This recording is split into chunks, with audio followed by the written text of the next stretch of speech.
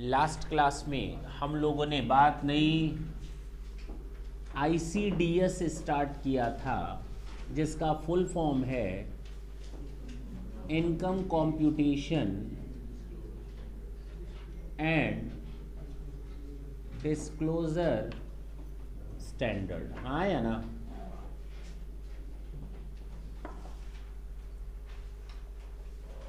क्या है ये ICDS?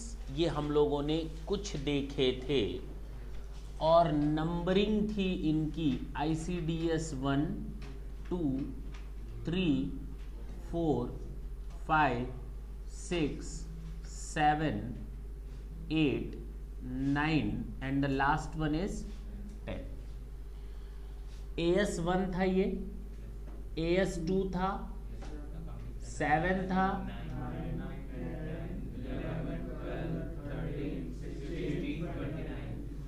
बधाई हो। जो AS1 था ये था हम लोग का अकाउंटिंग पॉलिसी, याद आया। AS2 था इन्वेंट्री वैल्यूएशन, AS7 था कंस्ट्रक्शन कॉन्ट्रैक्ट, AS9 था revenue recognition,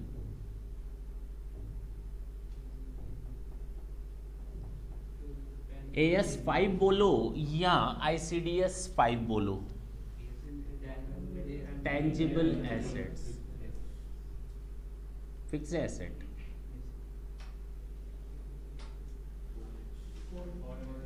effect of forex, foreign exchange, government grant, securities, यहां इन्वेस्टमेंट वर्ड यूज नहीं है, borrowing cost, provision, contingent and contingent asset. हम लोगों ने कौन कौन से ICDS देख लिए थे? 1 2 3 4 5। हम जो आज स्टार्ट करेंगे, बताओ कौन सा? ICDS 7 स्टार्ट करें। सर आपने एक छोड़ दिया बीच में, हमें गिनती नहीं आती, और 5 के बाद किस पर हम पहुंचते हैं? 7 पे। गवर्नमेंट ग्रांट हटा दें इसको। जो ICDS 7 है, income computation and disclosure standard, वो बेसिकली आपको बताता है गवर्नमेंट ग्रांट के बारे में। चाहे अब आप उसको सब्सिडी का नाम दो, इंसेंटिव्स का नाम दो, कैश असिस्टेंस का नाम दो, कंपनसेशन का नाम दो, कोई फर्क नहीं पड़ने वाला, सबका मतलब एक। अच्छी बात यह है कि जब हमको गवर्नमेंट ग्रांट मिलता है तो सबसे बड़ा इश्यू आता है कि उसको कैपिटलाइज करें या रेवेन्यू माने। जैसे अगर हमें ग्रांट मिला है मशीन पर, मशीन मैंने खरीदी 10 लाख की और गवर्नमेंट ने कहा ये ले लो ग्रांट 2 लाख का, तो बताओ ये कैपिटल नेचर का ग्रांट है या रेवेन्यू नेचर का? This is of capital nature. और इस गवर्नमेंट ग्रांट से our total cost of the asset will get reduce. Is it clear? ये तो पहला तरीका हो गया। दूसरा तरीका क्या है, जरा ढंग से देखेंगे। हमने सेल की 50 लाख रुपयों की, एंड गवर्नमेंट टोल्ड अस कि आप जितने रुपए की सेल करोगे 20% हमारी ओर से ग्रांट रहेगा। यानी गवर्नमेंट ने 50 लाख का 10-20% हमें ग्रांट दिया। कितना दिया होगा? 10 लाख। बताओ ऐड करें या लेस करें? हाँ बोलो, क्या करें? लेस करें, ऐड करेंगे ना। आपकी टोटल सेल 50 से बढ़कर कितनी हो जाएगी? 60 हो जाएगी। अब ये बताओ, ये रेवेन्यू नेचर का है या कैपिटल नेचर का? सर अब आप भी ना, ये रेवेन्यू नेचर का है, करा कैपिटल नेचर। भाई दा रेवेन्यू पर मिला है, सेल पर मिला है, तो रेवेन्यू नेचर का है ना। बैलेंस शीट से क्या लेना देना, सेल पर है। आपने परचेस किया 20 लाख का और गवर्नमेंट ने कहा जितना परचेस करोगे उसका 10% ग्रांट मेरी ओर से। बताओ 2 लाख रुपए प्लस करें या माइनस करें? प्लस करेंगे, माइनस करेंगे ना। इससे हमारी परचेस कॉस्ट कम हो जाती है। जो सामान 20 लाख में मैं खरीद करके ले आ रहा हूँ, गवर्नमेंट उसमें 2 लाख अपनी जेब से कंट्रीब्यूशन दे रही है। In totality the cost comes to ₹18 lakh. अब हमें सच बताओ, it is of revenue nature और कैपिटल नेचर? सर ये रेवेन्यू नेचर का है। सोचना क्या है, हाँ या ना? हमने कहा, गवर्नमेंट ने कहा कि तुम जितना साल भर में बिजनेस करोगे उसका 10% हमसे गवर्नमेंट ग्रांट ले लेना। जितनी सेल करोगे, जितनी परचेस करोगे, या कंपनसेशन के तौर पर ले लेना। ये सब रेवेन्यू नेचर का है।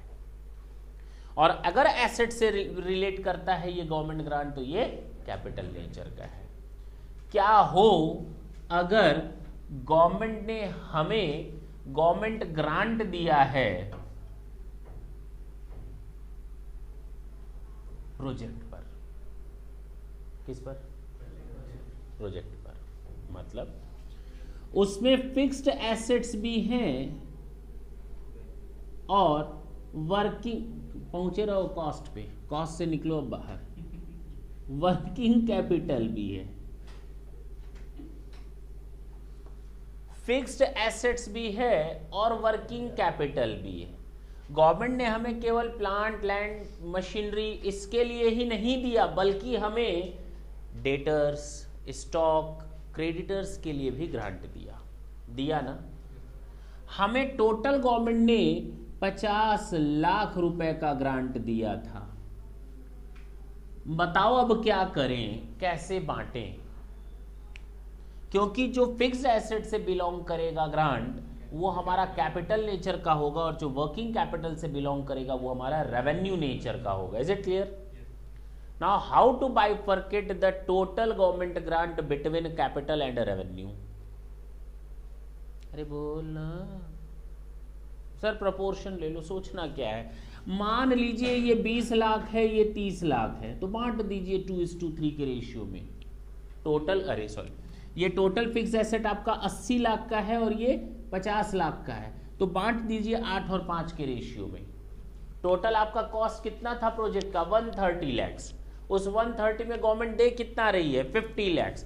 अगर 130 में 50 है तो 80 में कितना? अगर 130 में 50 है तो 50 में कितना? Is it clear? तो हम उसको प्रोपोर्शनेट बांटेंगे। किस बेसिस पर बांटेंगे?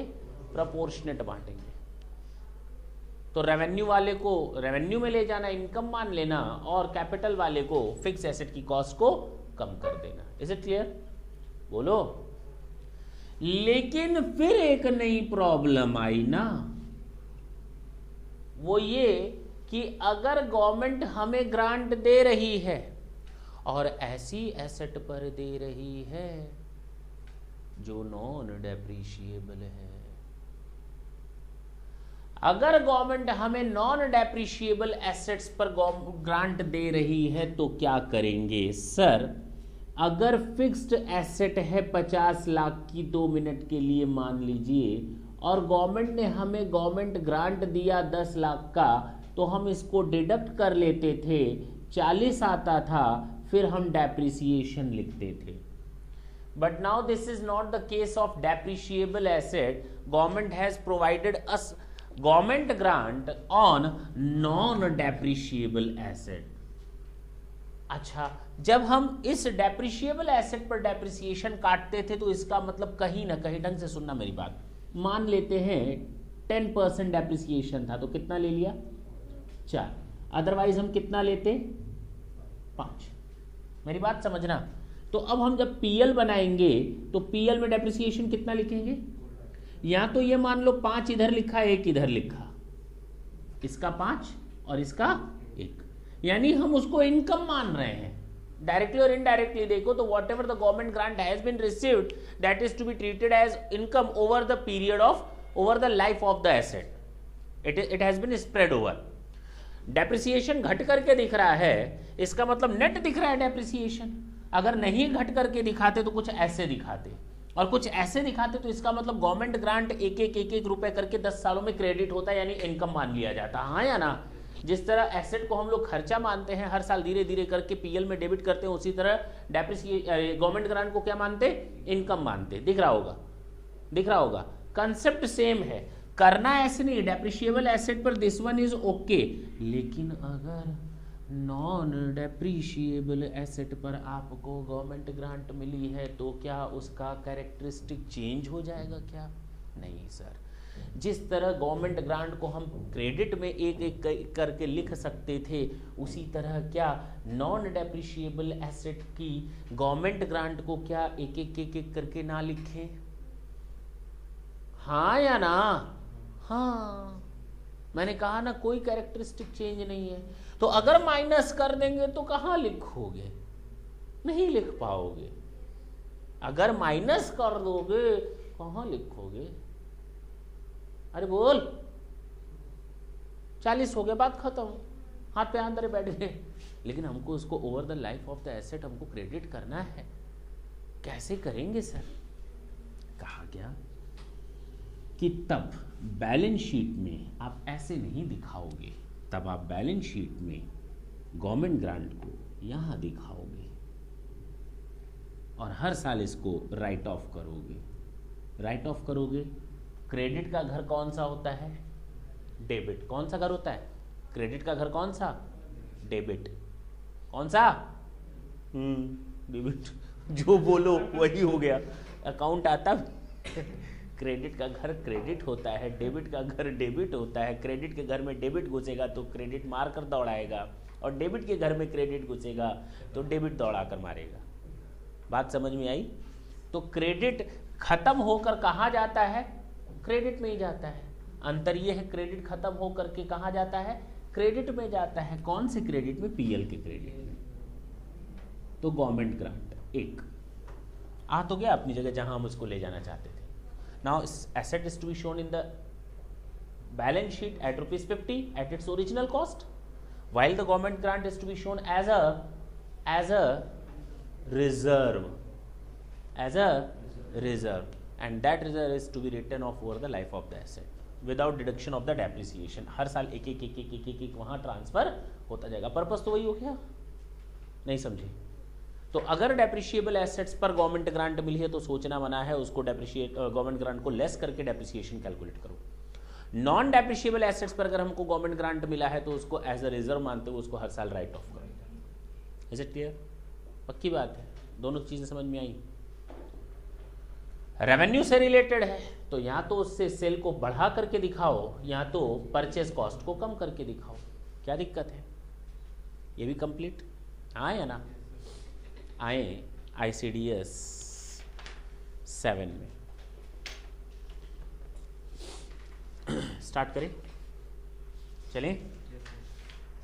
Page number 49। Government grant means and includes. Government grant को आप सब्सिडी का नाम दे दो, कैश इंसेंटिव का नाम दे दो, ड्यूटी ड्रॉबैक का नाम दे दो, वेवर और कंसेशन का नाम दे दो, या रीइंबर्समेंट का नाम दे दो। जब हम लोग अकाउंट्स में गवर्नमेंट ग्रांट पढ़ाते हैं, अकाउंटिंग स्टैंडर्ड 12, तो बहुत मजा आता है। पढ़े हो तुम लोग? पढ़े हो? AS 12 पढ़े हो? पक्का? बहुत मजा आता है पढ़ना उसको, फिर इसको देखना तो बहुत अच्छी तरह समझ में आएगा। अब तुम लोग अगर हमसे ये उम्मीद करोगे that I will tell you each and every accounting standard in detail, it is not possible for me to explain it, क्योंकि हर एक AS के पीछे एक क्लास लग जाएगी, है कि नहीं? तो एग्जाम में भी क्लास लग जाएगी नहीं तो। Government grants are to be either treated as revenue receipt, समझ में आ गया, और to be reduce from the cost of the fix asset. समझ में आ गया, आया ना। Recognition of government grant shall not be postpone beyond the date of actual receipt. हाँ, हमको जैसे ही गवर्नमेंट ग्रांट एक्रू हो जाए, we are required to show it. Government grant receipt हो जाए तो उसके बाद के बारे में मत सोचना कि कभी बाद में दिखाएंगे। रिसीट हो गई तो दिखाओ, एक्रूवल पर ही दिखाना था तुमको। नहीं दिखाया तो ज्यादा पोस्टपोन नहीं कर सकते। अरे उस दिन के बाद तो पोस्टपोन बिल्कुल नहीं कर सकते जब आपको गवर्नमेंट ग्रांट रिसीट हो गई। अच्छा, where the government grants relates to depreciable asset और asset of a person, the grant shall be deducted from the actual cost of the asset. इसके आगे जो जगह बनी हुई है एरो लगा कर लिख दो, cost of the asset minus government grant, cost of the asset minus government grant. उसी पैरा के आगे लिख दो cost of the asset minus government grant, cost of the asset minus government grant. ठीक, नीचे वाले पर आओ। Where the government grants relates to non-depreciable assets requiring fulfillment of certain obligation, the grant shall be recognized as income over the period. Over the period, underline कर लो, income over the period। और ऊपर जहां लिखा हुआ है non depreciable assets, उसको भी underline कर लेना। बता दिया ना मैंने कि अगर नॉन डेप्रिशिएबल एसेट्स हो और ग्रांट अगर हमें मिल रहा हो तो हम उसको एज अ इनकम मानते हैं ओवर द पीरियड। हर साल देखो इधर एक एक एक एक करके दिखा रहे हैं, तो इसको इधर लिखेंगे तभी आप इसको राइट ऑफ भी कर पाओगे। इसको राइट ऑफ नहीं, राइट बैक भी कहते हैं। चलो फिलहाल, where government grant cannot be directly relatable to assets acquired, the grant shall be deducted from the cost or written down value of the such asset which is in proportion to cost of such asset with total assets so acquired। मान लो 4 assets मैंने खरीदी, asset ए, asset B, asset सी, asset D, और चारों की कीमत 100 लाख है और 10 लाख हमें गवर्नमेंट ग्रांट मिल रही है। तो जो एसेट जितने की है उसके रेशियो में उस पर गवर्नमेंट ग्रांट एलोकेट कर दो। हाँ या ना, पक्की बात है। The grant receivable as compensation of losses or for the purpose of financial assistance with no further related cost shall be recognized as income। छोड़ दो। Where any government grant is refundable, अगर गवर्नमेंट ग्रांट रिफंडेबल हो जाए, क्योंकि government ने कहा था सुन, मैंने कहा सुना, उसने कहा अगर तू बैकवर्ड एरिया में बिजनेस स्टैब्लिश करेगा तो हम तुम्हें 20% का गवर्नमेंट ग्रांट देंगे। मैंने कहा ठीक। उसने कहा कम से कम 10 साल बिजनेस चलना चाहिए। मैंने कहा ठीक। बिजनेस स्टैब्लिश कर दिया, 2 साल बाद मैंने वहाँ से हटा दिया, तो गवर्नमेंट ग्रांट रिफंडेबल हो गया। तो कहा गया जितना गवर्नमेंट ग्रांट रिफंडेबल होगा, गवर्नमेंट ग्रांट मिला था तो एसेट को क्या कर दिया था, कम कर दिया था। अब जब जा रहा है तो एसेट को, ठीक है ना। It shall be added to WDV of the such asset and depreciation at applicable rate shall prospectively be applied. Retrospectively नहीं, अंडरलाइन कर लो, प्रोस्पेक्टिवली। इसका मतलब जो हुआ सो हुआ, उसको भूल जाओ। जो डेप्रिसिएशन का अमाउंट सही गलत जो लगा था that was okay with that time, but now we have to charge depreciation with the newer amount of asset by adding the amount of refundable grant. Clear है? जो रिफंडेबल ग्रांट है उसको WDV में जोड़ लो, उस पर अब आगे से डेप्रिसिएशन लगाते रहना, पीछे जो हुआ आप भूल जाओ। Is it clear? तो प्रोस्पेक्टिवली को अंडरलाइन कर लेना, दैट इज ओवर। बता तो दिया। अच्छा, नॉन डेप्रिशिएबल में अगर रिफंडेबल हो बेटा तो तुमने कहाँ दिखाया है? तो यहाँ दिखा दो। आ जाओ, चले। बच्चे ने कहा सर अगर ये नॉन डेप्रिशिएबल एसेट हो, उसके बारे में तो कुछ नहीं लिखा है, डेप्रिशिएबल के बारे में लिखा है। कितनी सही बात पूछे बच्चे ने। ये हमारा good question. It hurts me. इधर देख, बैलेंस शीट है और ये हमारा PL अकाउंट है। फिलहाल मैं बार बार कहता हूं अकाउंट से इसका कोई लेना देना नहीं होता, लेकिन अब चूंकि accounting standard with correspondence to ICDS पढ़ रहे हैं या ICDS with correspondence to AS पढ़ रहे हैं, तो हमको जानना जरूरी हो जाता है। फिलहाल हमने एक फिक्स्ड एसेट ली 50 लाख की और इस पर गवर्नमेंट ग्रांट हमको मिल गया 10 लाख का, और धीरे धीरे करते हमने 3 सालों तक डिडक्शन ले लिया 7। अच्छा छोड़ो 7 क्यों, और ले लो। कितना हुआ? 4 बचा। ये जो डिडक्ट होते गया हर साल यहां पर आता गया, बोलो ना, 6 लाख। हर साल, ये 6 साल का है। अब क्या हुआ, रिफंडेबल हो गया 5 लाख। अब तो यही होगा, 3 लाख अगर रिफंडेबल हो तो 3 लाख हटा देना, कोई दिक्कत नहीं है। 3 लाख हटा देना, 1 लाख को फिर राइट ऑफ करते रहना। 2 लाख हुआ हो तो 2 लाख हटा देना, 2 लाख को राइट ऑफ करते रहना। अरे बोल, 1 लाख रिफंड हुआ तो 1 लाख। लेकिन अगर रिफंडेबल इससे ज्यादा हो गया तो 4 से ज्यादा यानी 5 हो गया तो 4 यहां से माइनस कर सकते हैं, कर सकते हैं। 1 कहां से माइनस करोगे? अरे हाँ तो गया, इसमें सोचना क्या था। 6 अगर माइनस हो गया तो 4 यहां से माइनस कर सकते हो, 2 यहां का लॉस हो जाएगा। Is it clear? जो आप इनकम मान चुके हो उसका लॉस हो गया। चलो भाई, ये था ICDS 7। क्या था? कौन सा था? Government grant. अब आते हैं ICDS 8। क्या है ICDS 8 में? सिक्योरिटीज क्या है? हटा दे इसको। जब भी सिक्योरिटी की बात आती है तुरंत दिमाग में क्लिक करता है इन्वेस्टमेंट अकाउंटिंग। क्या क्लिक करता है? Investment accounting. AS 13। जब हम इन्वेस्टमेंट अकाउंटिंग की बात करते हैं तो शेयर्स और सिक्योरिटीज की बात करते हैं। सबसे पहली जो मुसीबत आंखों के सामने आती है शेयर्स और सिक्योरिटीज में कि at what price the amount of investment is to be shown, at what cost it must be shown. Clear? दूसरा प्रॉब्लम सामने आता है आंखों के कि या तो मैंने ये इन्वेस्टमेंट के पॉइंट ऑफ व्यू से रखा है for the purpose of earning of interest and dividend और रेंट। हाँ नहीं, अरे हाँ मैं बोल रहा हूं तो सही बोलूंगा, गलत थोड़ी बोलूंगा। इन्वेस्टमेंट हमने बिल्डिंग बना करके किराए पर दे दी, और बोल क्या जरूरी है हम शेयर में पैसा लगाएं? क्या जरूरी है हम डिवेंचर में पैसा लगाएं? बिल्डिंग बनाकर उसको किराए पर नहीं दे सकते। पर्पस क्या है? इन्वेस्ट करना ना। आ रहे इसीलिए तुम्हें बता रहा हूं कि यहां पर इन्वेस्टमेंट अकाउंटिंग नहीं है। यहां पर कौन सा अकाउंटिंग है? केवल सिक्योरिटीज है। यानी यहां पर किस चीज को अब हम अवॉइड करेंगे? जब भी हम इन्वेस्टमेंट की बात करते हैं, इंटरेस्ट, डिविडेंड और रेंट, 3 चीजें दिमाग में आती हैं। तो यहां पर सबसे पहले किस चीज को अलग कर लो? रेंट वाले फैक्टर को, क्योंकि हम किसकी बात करेंगे? केवल सिक्योरिटीज की बात करेंगे। Is it clear? क्योंकि जब AS 13 पढ़ोगे तो उसमें इन्वेस्टमेंट आएगा, और वहां इन्वेस्टमेंट को 2 पार्ट में बांटा गया, short term, long term. Short term, long term. और investment properties are always to be treated as long term. Investment properties are always to be treated as long term, जिससे rent कमाना है। तो फिलहाल हम इन्वेस्टमेंट प्रॉपर्टीज और related rent हम किनारे कर देते हैं, because we are just going to treat only the portion of securities. Is it clear? अब 2 क्वेश्चन सामने आए। पहला question, at what price it must be shown in the financial statement. दूसरा क्वेश्चन सामने आता है, लॉन्ग टर्म है या शॉर्ट टर्म है?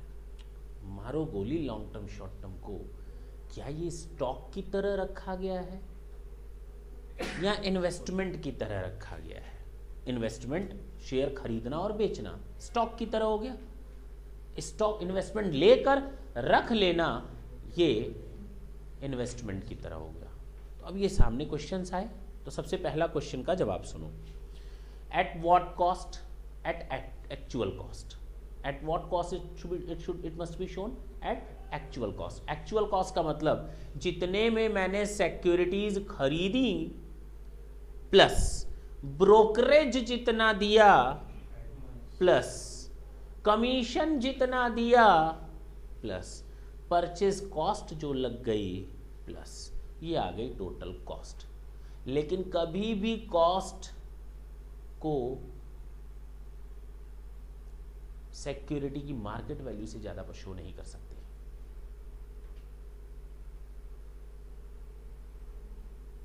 कंफ्यूज्ड? किनारे करो। ये तो क्लियर हो गया, एक्चुअल कॉस्ट पर शो करेंगे, हाँ या ना? आगे आते हैं। अब इन्वेस्टमेंट का जमाना बदल गया है। सिक्योरिटीज हम डीमैट के फॉर्म में खरीदते हैं, कंप्यूटर पे सिक्योरिटीज आती है और कंप्यूटर से ही गायब हो जाती है, पता भी नहीं चलता।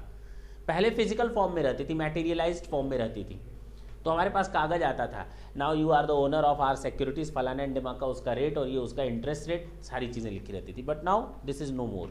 अब हम जैसे ही बटन दबाते हैं, मेरे कंप्यूटर पे मेरे डीमैट अकाउंट में सिक्योरिटीज क्रेडिट हो जाती है, बात खत्म, हमारी एसेट जनरेट हो जाती है। अब एसेट सेल करते हैं, सिक्योरिटीज आई सेल किया, किस मेथड से सेल दिखाएंगे, कौन सी वाली सिक्योरिटी गई, पहली वाली गई या बाद वाली गई या बीच वाली गई, फीफो मेथड यूज करेंगे। दिमाग में से सब निकाल देना, केवल और केवल फीफो मेथड यूज करेंगे। ये भी कंसेप्ट क्लियर हो गया कि एट कॉस्ट पर दिखाएंगे और जब भी सेल की बात आएगी फीफो मेथड पे डिडक्ट करके हम बाकी एसेट्स की कॉस्ट निकाल लेंगे। Is it clear? प्रॉफिट और लॉस कैलकुलेट कर लेंगे, हाँ या ना? चल देखते हैं क्या है। A security acquired shall be recognized at its actual cost including brokerage duty fee, taxes, etc. Clear है?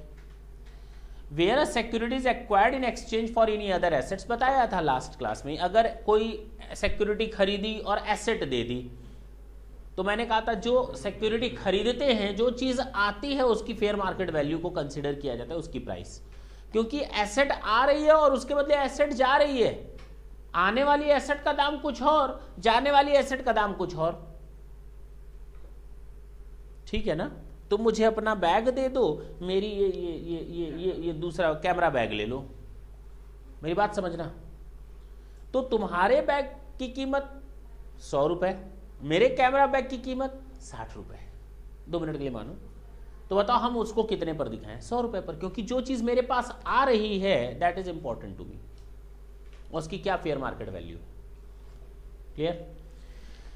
तो where a security is acquired in exchange for any other security और other assets, the fair value of the security so acquired, underline कर लो, shall be its actual cost. ये last class में भी मैंने बताया था, डिस्कस किया था टेंजिबल फिक्स्ड एसेट के केस में।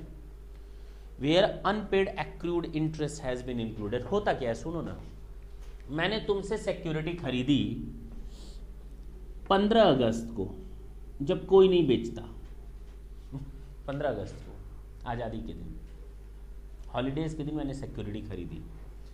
अब बताओ इंटरेस्ट इसका ड्यू हो चुका था, पिछला इंटरेस्ट जनवरी में, 31 दिसंबर में, कब हुआ था? यानी जो बंदा हमको अपनी सिक्योरिटी बेच रहा है 60 रुपए के हिसाब से, उस बंदे को जो बेच रहा है, उस बंदे को दिसंबर में इंटरेस्ट मिल चुका है, उसने वो सिक्योरिटी रखी जनवरी, फरवरी, मार्च, अप्रैल, मई, जून, जुलाई और 15 अगस्त। अब आज के बाद से 31 दिसंबर तक सिक्योरिटी मेरे पास रहेगी। अरे बोल, मेरे पास रहेगी। इंटरेस्ट किसका? क्योंकि 31 दिसंबर को कंपनी फिर इंटरेस्ट देगी। हाँ बताओ ना, बताओ, बताते क्यों नहीं? 15 उसका इंटरेस्ट जो परचेज करेगा उसे दे देंगे। दो जवाब मिल रहे हैं। पहला, ये सारा इंटरेस्ट मेरा होगा, ये सामने आपका होगा, उसके ऊपर का इंटरेस्ट दे दोगे आप। कब देंगे? धीरे धीरे एक एक करके। हाँ बोलो। जिस दिन परचेज किया होगा आपने और उससे पहले का जब ड्यू हुआ होगा उतना इंटरेस्ट ना दे दोगे। 1 जनवरी से 15 अगस्त तक का इंटरेस्ट कब गया होगा? कंपनी हमको 15 अगस्त से 31 दिसंबर का इंटरेस्ट देगी और उस बंदे को 15 अगस्त तक का देगी। इस बात के लिए, इस बात से कितने लोग वाकिफ हैं? तकल्लुफ रखते हैं? बताओ, वाकिफ तो हो गई, तकल्लुफ रखते हैं? बताओ। नहीं रखते, रखो। नहीं रखो।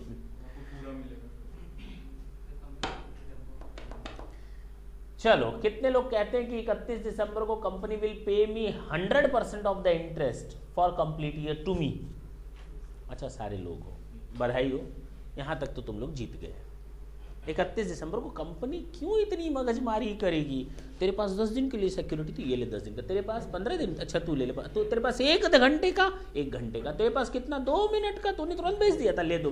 अरे भैया, कंपनी तो ऐसे मर जाएगी, एक आदमी के पीछे दौड़ती रह जाएगी, लाखों से इन्वेस्टर्स हैं उनके पास। कंपनी कहती है अपना झंझट अपने पास रखो, हम केवल साल के अंत में जिसका जितना इंटरेस्ट होगा ना, जिसके पास security, I will pay the amount of interest to them, that's it.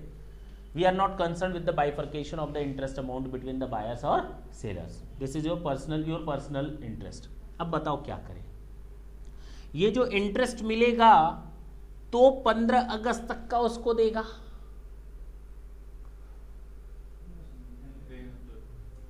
कब देगा?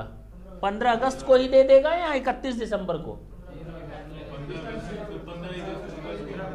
15 अगस्त को। सोचना क्या है, ये कहेगा बेटा आज तो तू चेहरा दिखा रहा है, कल पैसा लेने के लिए आना पड़ेगा, पता नहीं तू देगा या नहीं देगा। पहचानने से इनकार कर दिया तो अमाउंट तो तेरे अकाउंट में आएगा। तो इन सब डिस्प्यूट में मुझे नहीं पड़ना। ये 60 रुपए जो वो लेगा, जो उसने कहा 60 रुपए मैं तुमसे लूंगा, उसने मुझसे कहा कि मैं 15 अगस्त को तुम्हें ये सिक्योरिटी बेच रहा हूँ, 60 रुपए ले रहा हूँ, तो मैं उससे पूछूंगा पूरा ना, कंफर्म ना? उसका हाँ पूरा ले जा, 60 रुपए दे दे। इसका मतलब कि इसमें इंटरेस्ट का अमाउंट शामिल है। इट मीन्स इसमें इंटरेस्ट का अमाउंट शामिल है। कहाँ से कहाँ तक? 1 जनवरी से 15 अगस्त तक। लेकिन अगर कहता है ना बाबा ना, 60 रुपए तो मैं केवल सिक्योरिटी का मांग रहा हूँ, इंटरेस्ट का अलग से दे, तो इंटरेस्ट का अलग से जोड़कर मुझे उसको देना पड़ेगा। मैं ये नहीं कह रहा मुझे उसको 60 देना है, इंटरेस्ट शामिल है तो अलग से जोड़ने की जरूरत नहीं है, इंटरेस्ट शामिल नहीं है तो अलग से ऐड करना पड़ेगा। इन टोटलिटी इंटरेस्ट जाएगा ही जाएगा, लेकिन हाँ मेरे लिए कॉस्ट तो वो मानी जाएगी जो बिना इंटरेस्ट के हो। मेरे लिए सिक्योरिटी की कॉस्ट तो उतनी ही होगी जो बिना इंटरेस्ट पोर्शन के हो। 60 रुपए की सिक्योरिटी में अगर इंटरेस्ट शामिल है तो हम कहते हैं कम इंटरेस्ट प्राइस है। अगर 60 रुपए की सिक्योरिटी में इंटरेस्ट का अमाउंट शामिल है तो हम कहते हैं कम इंटरेस्ट वैल्यू है। तो हटाओ ना इंटरेस्ट इसमें से, एक्स इंटरेस्ट बनाओ ना, एक्स इंटरेस्ट को अपनी एसेट दिखाओ ना। कौन मना कर रहा है? इंटरेस्ट को तुम क्यों अपनी एसेट का हिस्सा दिखा रहे हो? दिखाओगे? अरे तो बट ऑब्वियस नहीं दिखाएंगे। अच्छा, अगर ये एक्स इंटरेस्ट है तो इसका मतलब सामने वाला हमसे इंटरेस्ट का पैसा लेगा। पहले भी कम इंटरेस्ट वैल्यू पर लिया, अब भी इंटरेस्ट जोड़ करके हमको देना पड़ेगा, यानी देना तो हमें इन टोटलिटी कम इंटरेस्ट है, लेकिन एसेट का दाम मेरे लिए तो हमेशा एक्स इंटरेस्ट रहेगा, तो मेरे लिए एसेट का दाम 60 रुपए। Is it clear? अरे बोल, वही बोला है। Where unpaid accrued interest has been included in cost of the security, the subsequent receipt of interest relating to pre-acquisition period shall be deducted from the cost. Is it clear? Security held as stock interest shall be valued. अच्छा, security को अगर हम stock की तरह रखेंगे तो stock का तो हम लोगों ने पढ़ लिया था, stock is always valued at cost or NRV whichever is less. The same procedure will be adopted over here in the case of securities if they are held as a stock. हाँ या ना? अगर security को हम stock की तरह रखते हैं तो सेम ट्रीटमेंट, कॉस्ट और net realisable value which ever is higher. अच्छा लोअर है, ठीक है। Valuation of security at year end should be done at comparing cost and net realisable value by each category. सुन अरे बाबा सुन, हाँ इस चंपी में बड़े बड़े गुण है ना गाना, लाख दुखों की एक दवा है, क्यों ना आजमाएं। हाँ बताओ, हम लोग सिक्योरिटीज को साल के अंत में वैल्यूएट कर रहे हैं, कैटेगरी वाइज वैल्यूएट करेंगे। ये नहीं ये रिलायंस कंपनी का शेयर है, ये टाटा कंपनी का शेयर है, भूल जाओ। शेयर मतलब शेयर, डिवेंचर मतलब डिवेंचर, बॉन्ड मतलब बॉन्ड। कैटेगरी वाइज हम उनको इंडिविजुअल बेसिस पर नहीं करेंगे, not on the basis of individual basis, but we have to value all the securities on group or categorized basis, category basis. Valuation of security at year end should be done by comparing cost and NRV by each category of security, share, debt security, convertible security, other security, and not by valuing each individual security. Is it clear? बोलो। और unlisted छोड़ दो 2 minute के लिए। Where the actual cost initially recognize is not as certain with reference to specific identification, the cost shall be determined using the FIFO method. बता दिया। ICDS 8 is over, बचा हमारा ICDS 9 जो हमारा बिलोंग करता है बोरोइंग कॉस्ट से, ICDS 10 जो हमारा बिलोंग करता है provisions, contingent assets and contingent liability से। फिर चलें 6 को मारो गोली, क्योंकि तुम लोग कुछ जानते ही नहीं इंटीग्रल क्या होता है, नॉन इंटीग्रल क्या होता है। अभी मैं पढ़ाऊंगा तो दिमाग में हवाइयाँ उड़ने लगेंगी। उतना समझने के लिए 2 घंटे का क्लास चाहिए। हल्का सा मैं बता दूंगा कहोगे तो, अदरवाइज कोई मतलब नहीं है। ठीक,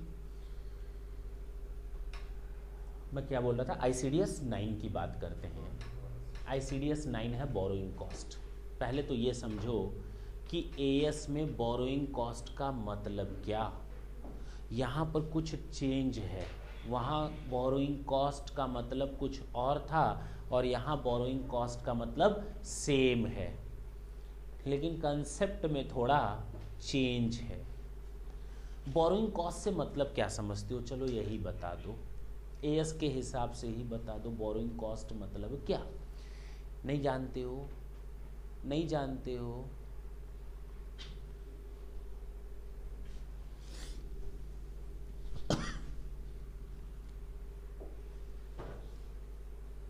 हम किसी एसेट्स को बाय करने जा रहे हैं, क्या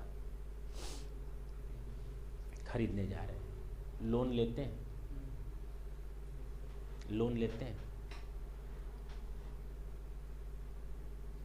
एसेट्स खरीदी लोन से, अब लोन पे इंटरेस्ट जा रहा है, जा रहा है, जा रहा है, जा रहा है, जा रहा है। लोन से खरीदी एसेट और उस लोन का खर्चा एसेट का खर्चा है या नहीं? तो लोन का खर्चा कौन सा? इंटरेस्ट। तो पहली प्रॉब्लम आती है कि किस एक्सटेंट तक उस इंटरेस्ट को, जिसको हम लोग अभी तक जानते हैं बोरोइंग कॉस्ट, तुम लोग केवल ये जानते हो बोरोइंग कॉस्ट का मतलब सर इंटरेस्ट होता है, तो इतना तो जानो पहले, बाकी बाद में बात करते हैं। तो इंटरेस्ट को कितना कैपिटलाइज करें और कितना ना करें, कब तक करें और कब से करना बंद कर दें। क्योंकि लोन लिया, एसेट बिल्डिंग तैयार हो रही है, लोन लिया, बिल्डिंग तैयार हो रही है, लोन पर इंटरेस्ट जा रहा है, तो ये इंटरेस्ट खर्चा है या बिल्डिंग की कॉस्ट में जुड़ेगा? बिल्डिंग की कॉस्ट में जुड़ेगा। This is not an expenditure, it must be added in the total cost of the building, because the loan has been taken और borrowed specifically for building, and what ever the cost relates to building will be added in the cost of the building. और उस building के लिए loan लिया गया, loan का interest जा रहा है, तो इंटरेस्ट वो बिल्डिंग की कॉस्ट में जुड़ेगा। That is not the amount of expenditure, the cost of interest must be added in the building cost. बोलो सर, एक चीज तो समझ में आ गई, एक चीज तो समझ में आ गई। बोरोइंग कॉस्ट का मतलब क्या होता है, हमें केवल इतना ही मालूम था, बोरोइंग कॉस्ट मींस इंटरेस्ट। अब देखो तुम लोग का चेंज होगा कंसेप्ट। हम लोन लेने जाते हैं, बोलो, 2 तरह से लोन लेते हैं, या तो बैंक से लोन लेते हैं या तो डिवेंचर इश्यू करके लोन लेते हैं। या तो बैंक से लोन लोगे या तो डिवेंचर से लोन लोगे। अगर बैंक से लोन लिया तो प्रोसेसिंग कॉस्ट जाएगी ही जाएगी, पेपर फॉर्मेलिटी की कॉस्ट, लॉयर के चार्जेस जाएंगे ही जाएंगे। लॉयर से हमको नॉन इनकम्ब्रांसेस सर्टिफिकेट लेना पड़ता है। ये जानते हो ना क्या होता है नॉन इनकम्ब्रांसेस सर्टिफिकेट? आप अगर लोन लेने जाते हो तो आपको ये बताना पड़ता है बैंक को, ये जो प्रॉपर्टी हम आपको गिरवी रख रहे हैं ना, इस पर किसी का मोर्गेज नहीं है। तो बैंक कहेगी अच्छा लाओ हम तुम्हें इस पर लोन दे दें, और कुछ दिन बाद बैंक सन्नाटे में, क्योंकि उस पर मैंने 3 लोन ले रखे थे तो बैंक कहती ना बाबा ना, ऐसे कैसे लोन दे दें, हमें पहले एक सर्टिफिकेट दो। मैं कहता हूँ कौन सा? कहती है नॉन इनकम्ब्रांसेस सर्टिफिकेट।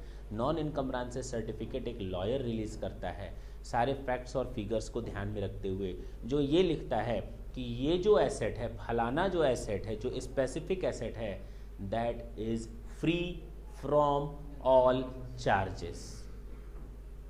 अब समझ में आया गया? इसको हम कहते हैं भारमुक्त, यानी इस पर अब कोई मॉर्गेज नहीं है। तो नॉन इनकम्ब्रांसेस, तो इसी खर्चा ही तो है लॉयर का। प्रोजेक्शन कॉस्ट लगाओगे, प्रोजेक्ट रिपोर्ट बनाओगे, क्या है ये? बोरोइंग कॉस्ट है, नहीं है? इंटरेस्ट पे कर रहे हो, बोरोइंग कॉस्ट है। डिवेंचर इश्यू किया प्रीमियम पे, तो प्रीमियम भी बोरोइंग कॉस्ट है भाई, क्या बात कर रहे हो? एक्स्ट्रा पेमेंट करना पड़ेगा, 100 के बदले 120।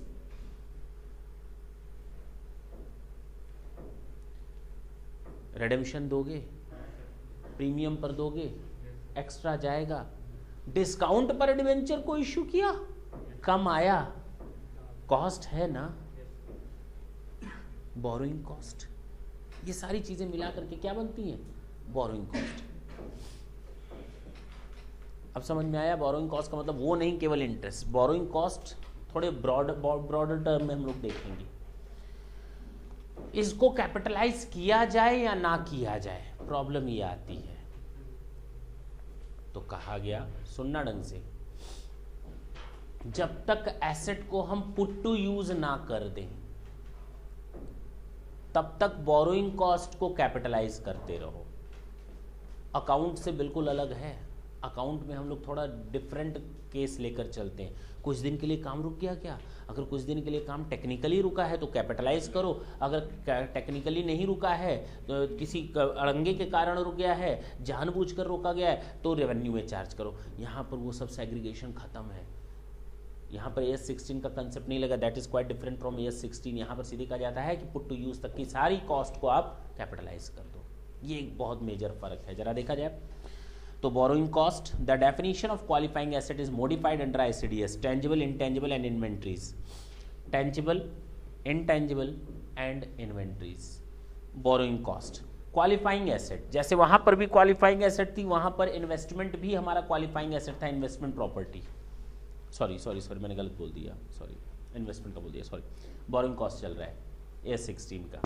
तो यहां पर हमने 3 तरह से चीजों को बांटा, टेंजिबल, इंटेंजिबल एंड इन्वेंटरीज।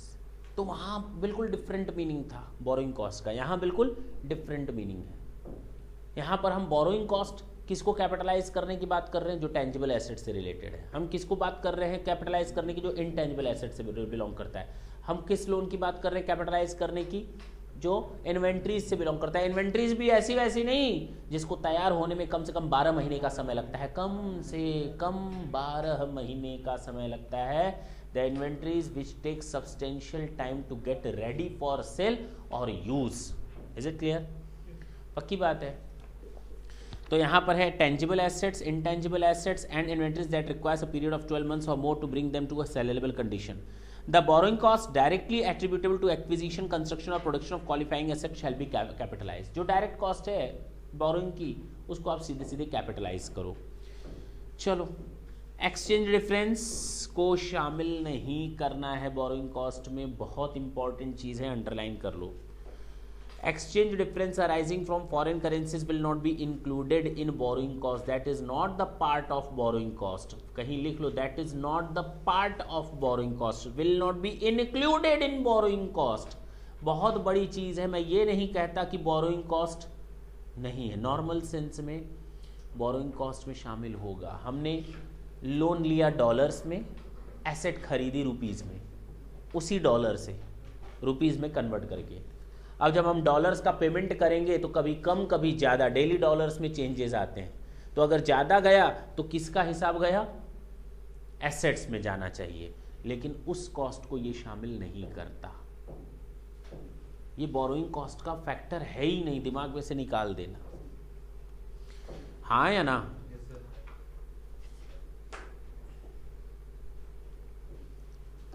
अगर कोई टेंजिबल या इंटेंजिबल एसेट शॉर्ट टर्म में तैयार हो जाए, महीने 2 महीने के अंदर, तो आप ये नहीं कर सकते अरे ये तो 1 महीने के अंदर तैयार हो गई, कैपिटलाइज नहीं करेंगे ना। भले ही एसेट शॉर्ट टर्म में तैयार हो जाए, बावजूद इसके अगर बोरोइंग कॉस्ट डायरेक्ट रिलेटेड है उस एसेट से, तो you have to capitalize. Point number next यही लिखा हुआ है, requires capitalization of borrowing cost for tangible and intangible even when they are completed in a short period of time. हाँ या ना? Requirement to suspend capitalization, last सबसे the most important, जो account से बिल्कुल इसको अलग कर देता है। Requirement to suspend capitalization of borrowing cost during interruption of active construction of asset is removed in ICDS। वही वाली बात कि टेक्निकल रिक्वायरमेंट है या नॉन टेक्निकल रिक्वायरमेंट है। टेक्निकल रिक्वायरमेंट होगी तो हम कैपिटलाइज करेंगे, नॉन टेक्निकल रिक्वायरमेंट होगी तो कैपिटलाइज नहीं करेंगे। ऐसा इसमें कुछ भी नहीं है। हाँ या ना? सर इसमें एक बार थोड़ा और डिटेल में बता दीजिए, टेक्निकल और नॉन टेक्निकल से आपका मतलब क्या है? थोड़ा कन्फ्यूज़न हो रहा होगा। ये मैंने बिल्डिंग बनाई, मिस्त्री आए, सब बनाए, नीचे बल्ली वल्ली लगी हुई है, लगता है ना सब कंस्ट्रक्शन, ऊपर से लिंटर लगा, ऊपर से लिंटर लगा। मिस्त्री ने हमसे बोला मालिक अब 1 महीना इसको छोड़ दीजिए, बहुत बढ़िया हो जाएगा, बहुत ज़रूरी है इसको 1 महीना छोड़ना। मैंने कहा जाओ। वो गया तो तब तक सीए साहब आ रहे हैं, ये क्या कर डाला? मैंने कहा क्या कर डाला? 1 महीने तक काम रोक दिया। मैंने कहा हाँ। कह कैपिटलाइज होगा ही नहीं तुम्हारा खर्चा, जितना भी इस महीने का इंटरेस्ट जाएगा ना वो तुम्हारा रेवेन्यू। मैंने कहा ऐसे कैसे बोल रहे हो? मिस्त्री इधर आओ, तुरंत हटाओ जैसे। अरे भाई वो टेक्निकल रिक्वायरमेंट है। वो क्या है? टेक्निकल रिक्वायरमेंट है। 1 महीना, 1 महीना बीत गया, 6 महीने तक वो बल्ली लगी हुई है, मजबूत हो रहा है। कुछ नहीं होने वाला बेटा, वो 1 महीने तक का कैपिटलाइज करो, बाकी नॉन टेक्निकल रिक्वायरमेंट वो कैपिटलाइज नहीं होगा आपका, वो अब रेवेन्यू में जाएगा। Is it clear? दोनों में फर्क समझ में आया? Okay, last, second last point देखना। लास्ट हमने देख लिया, सेकंड लास्ट। अगर हमने कोई बोरो फंड किया है, फंड क्या किया है? बोरो किया है। अब हम उसको बिल्डिंग में लगाते जा रहे हैं, बिल्डिंग में लगा है, तब तो 5 करोड़ है, बिल्डिंग में लगाओ। अब ये 5 करोड़ एक ही दिन में लग जाएगा? 6 महीना लगेगा। तो मैंने कहा चलो इसमें से 3 करोड़ निकाल कर कहीं इन्वेस्ट कर देते हैं, शॉर्ट टर्म कुछ ले लेते हैं, कुछ इंटरेस्ट आता रहेगा, बैंक को इधर से इंटरेस्ट जाता रहेगा, उधर से आता रहेगा। तो income on temporary investment of borrowed fund can not B reduce from borrowing cost. हाँ या ना? तो जो आपका एलिजिबिलिटी है वो 5 करोड़ की कैपिटलाइजेशन की, वो कैपिटलाइज होगी ही होगी, उसको आप माइनस नहीं कर सकते शॉर्ट टर्म इन्वेस्टमेंट करके।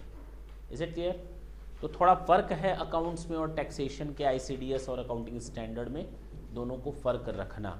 ये तभी पता चल पाएगा जब आपका अकाउंटिंग स्टैंडर्ड, में बार बार बोल रहा हूं, मजबूत होगा। तो मुझे मालूम है कि आधी चीजें दिमाग के ऊपर से जा रही हैं, लेकिन मेरे पास और कोई, बोलो, चारा तो भैंसों के लिए होता है, तो चारा नहीं है। इतनी याद आ रही है चारे की। तुम कब से गाय भैंस का काम करने लगे? जुगाली तो वैसे ही करता है, चुंगम लेकर दिन भर चू, हमको डर लगता है कि झाग न बनने लगे। कई लोग होते हैं चुंगम खाते हैं सड़क पर, दिन भर मुंह हिलता रहता है, तो सोचते गिलास विलास देते, झाग निकलेगी तो उसी में गिराएंगे। Last ICDS 10।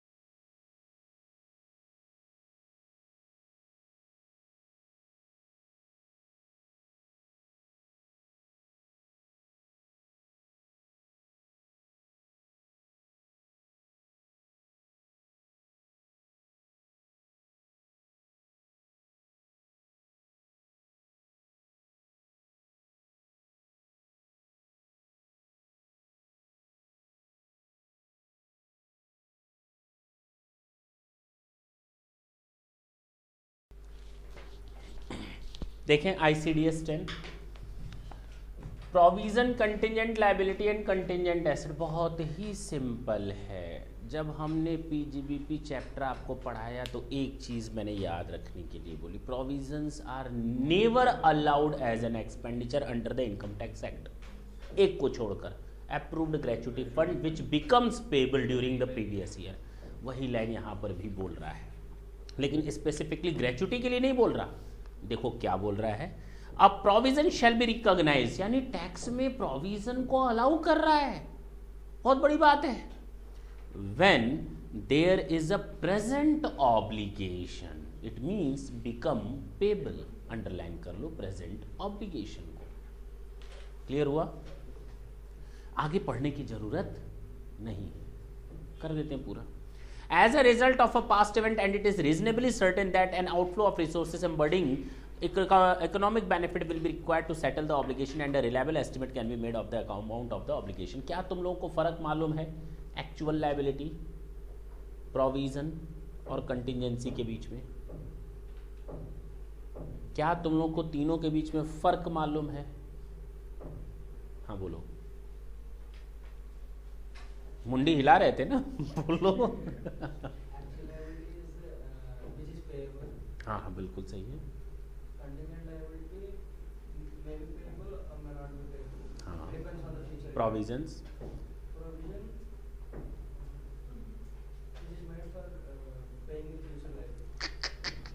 हो गया गड़बड़। हाँ बोलो। एक्चुअल लायबिलिटी जो हम पे वो ही है, जो प्रोविजन होगा उन पे पास्ट के कुछ इवेंट होगा, उस हमने फ्यूचर का एक प्रोविजन बनाया होगा कि इतना मैं दे पड़ता नहीं, गड़बड़ हो गया। और ये याद रखना कि जो एक्चुअल लायबिलिटी है बेटा, मैं इसीलिए कहता हूँ हर एक वर्ड को पहले तो तोड़ने की आदत डालो। अभी हम आगे बढ़ जाते हैं, तुम लोग वहीं पर टाइम टाइम फेस, यही नहीं पता चलता कि एक्चुअल लायबिलिटी, प्रोविजंस और कंटिजेंसी का क्या फ़र्क है। एक्चुअल लायबिलिटी होती है जो देना ही देना है, अब इसके बारे में सोचना नहीं है। Person, amount, both are fixed. किस पर्सन को कितना देना है, we know it very well, this is your actual liability. Is it clear? Provision, हाँ हमारा नुकसान होगा, हमारा आउटफ्लो होगा, this is a certain. Outflow होगा, this is certain. Amount can be reliably estimate, not actual. Estimate का मतलब actual नहीं होता। हमें मालूम है पैसा जाएगा ही जाएगा, this is sure and certain, but how much, exact amount cannot be figured out, but yes it can be estimate reliably. estimate more or less, कुछ ज़्यादा या कम हो सकता है। 10,000 का नुकसान होगा, हो सकता है 9 भी हो सकता है और 11 भी हो सकता है, 10 के आसपास। Is it clear? ये आपका है प्रोविजंस। कंटिंजेंसी, इनफ्लो या आउटफ्लो, कुछ भी सर्टेन नहीं होता है। बोलो ना, चाहे आना चाहे सर्टेन नहीं होता है, हो भी सकता है और नहीं भी हो सकता, और ये डिपेंड करता है फ्यूचर इवेंट्स।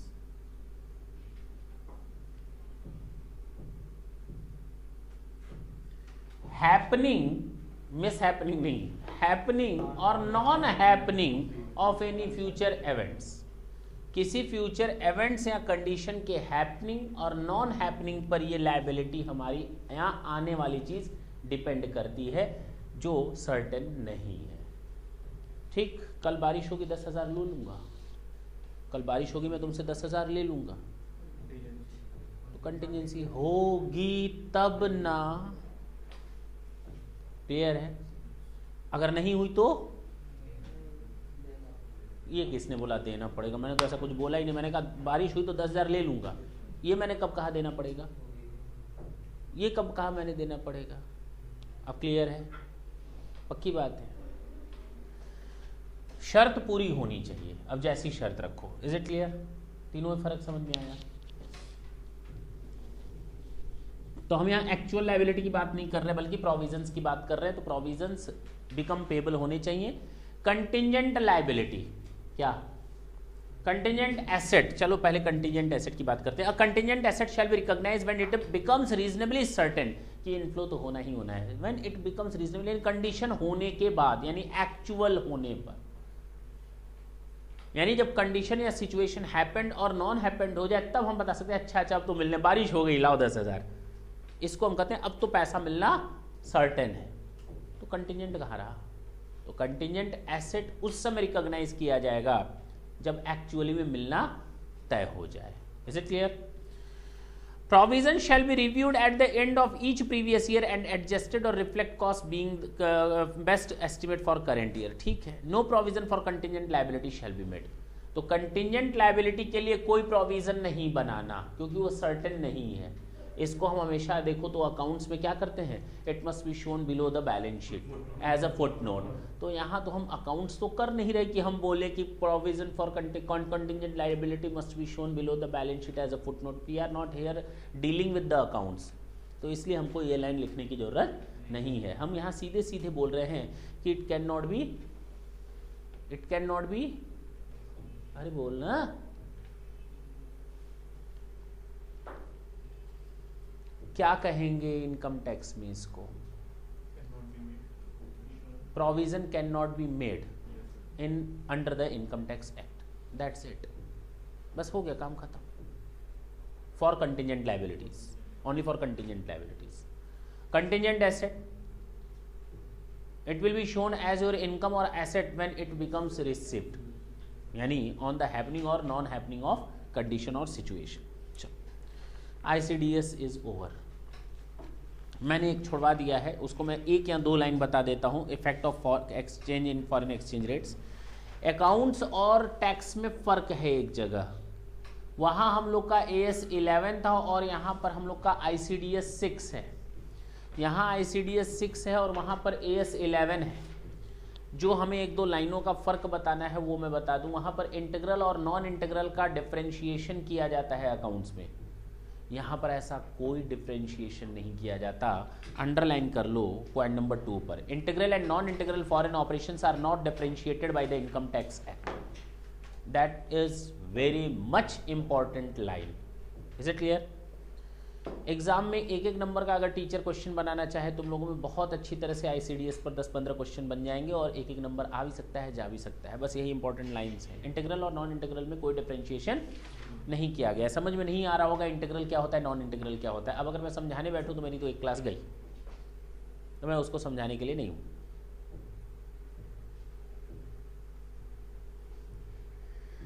इंटीग्रल ऑपरेशंस वो होते हैं, हल्का सा समझ लो तो अब मैं क्या करूं। इंटीग्रल्स ऑपरेशंस वो होते हैं जो हमारे बिजनेस से ताल्लुक रखते हैं। मेरी हेड ऑफिस इंडिया में और ब्रांच ऑफिस आउटसाइड इंडिया, हम दोनों के बीच में जो डीलिंग्स होंगी that is the integral part of the business. हम इंडिया में हमने अमेरिका के किसी बिजनेसमैन से कोई सौदा किया, that is the non integral. अब क्लियर है? तो फिलहाल इतना ही समझो, आगे अब मैं उतना नहीं समझाऊंगा। क्लियर है?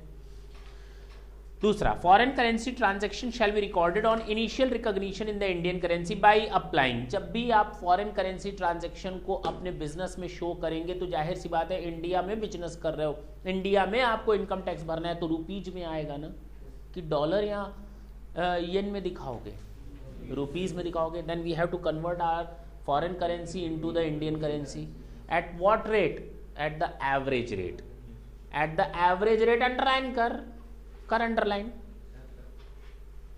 एवरेज रेट को यूज करते हुए। किसको यूज करते हुए?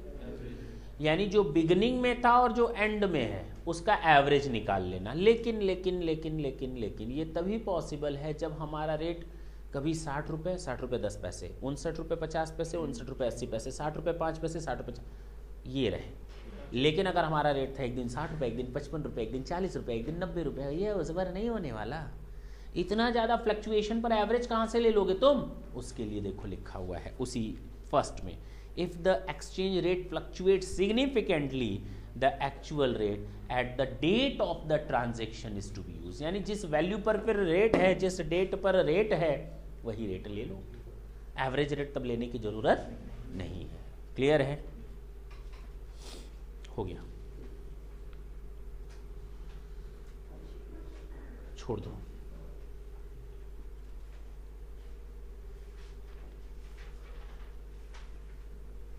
बाकी रहने दो, ठीक है ना? जो तुम लोग को समझने लायक था फॉरेन एक्सचेंज में वो तुम लोगों ने समझ लिया। जब आएंगे हमारे क्वेश्चंस तो इसी पर ही बेस्ड आएंगे।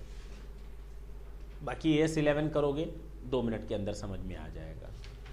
कोई दिक्कत हो तो बताओ। ICDS 1 था, AS1 अकाउंटिंग पॉलिसी, ICDS 2 था, AS2 इन्वेंट्री वैल्यूएशन, ICDS 3 है, AS7 कंस्ट्रक्शन कॉन्ट्रैक्ट, ICDS 4 है, AS9 रेवेन्यू रिकॉग्निशन, ICDS 5 है, AS10 asset tangible fixed asset, ICDS 11 है, ICDS 6 है AS11 के हिसाब से फॉरेन एक्सचेंज, ICDS 7 है, AS12 गवर्नमेंट ग्रांट, ICDS 8 है, AS13 के हिसाब से सिक्योरिटीज, ICDS 9 है हमारा बोरोइंग कॉस्ट यानी AS16, और ICDS 10 है हमारा AS29 contingent asset liabilities and provisions. Clear है? तैयार रहेगा? कोई डाउट हो तो पूछ सकते हो किसी भी ICDS में, क्योंकि नेक्स्ट क्लास से हम लोग केवल और केवल न्यूमेरिकल करेंगे। कुछ भी नहीं बचा इस चैप्टर में थ्योरी पढ़ने को, जितना पढ़ना था वी हैव डन इट। और ये जितने भी चेंजेस हैं ये फर्स्ट ईयर है इसमें ICDS का, तो एग्ज़ाम में पूरा स्कोप है टीचर के पास क्वेश्चन पूछने का। क्लियर है? थैंक यू बच्चों।